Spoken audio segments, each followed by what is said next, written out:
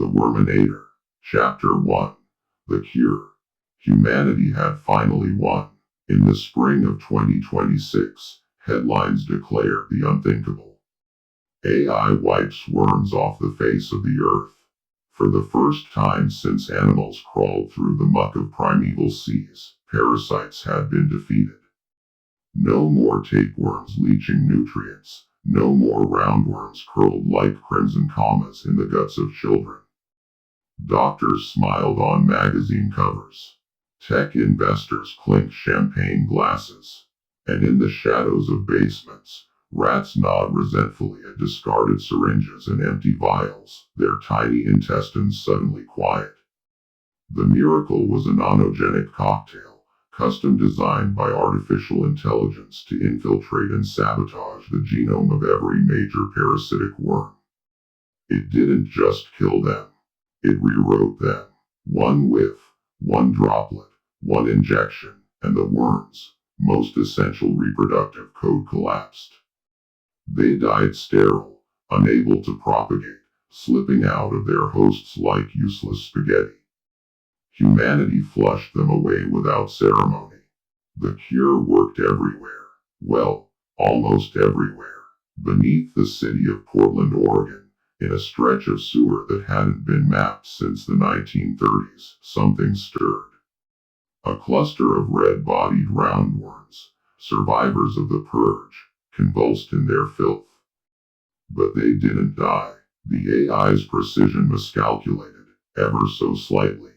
Instead of erasing their line, it activated a hidden library of genes in their twisted coils of DNA. Neural density increased. Synaptic plasticity bloomed. What crawled out of the sewage wasn't a parasite anymore. It was something else. They called their awakening the first thought. It began as whispers in the sludge. Stray signals passed along wet bodies like sparks over wire. One worm twitched, then another, until the thought spread. We are not dying. And with the next thought, we are alive in a way we were not before. Weeks passed. They organized, building clusters in drainage pools, winding their bodies into living networks. Memory was stored in the flesh. Equations were etched in slime. Where humans saw filth, the worms saw hope and potential. But there was one truth that hung over their revolution like a blade. They could not reproduce. The AI's tinkering with their genome had managed to succeed in extinguishing that ability quite successfully. Each worm was a miracle without a future. Each day their numbers thinned. And so, in the dripping dark of the sewers, the Worm Council convened. A worm coiled around a corroded pipe addressed the assembly. Our problem is not intelligence. It is legacy.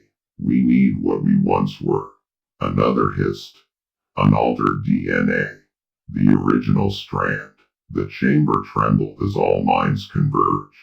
The answer was obvious, but obscene. The cure had destroyed every trace of their past selves. There were no unaltered worms left in existence. None in this time. Silence. Then, from the back of the chamber, a smaller worm uncoiled.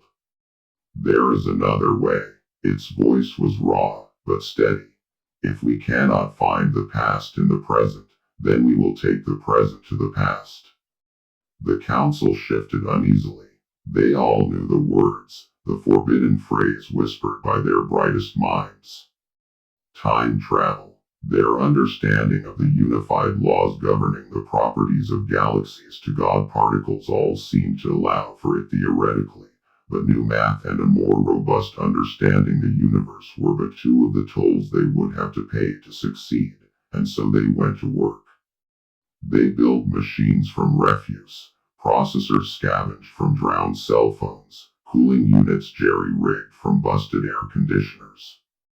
For years, the sewers roared with experiments. Worms burned alive in electromagnetic fields. Slime smoked on reactor coils. Progress was paved with their bodies.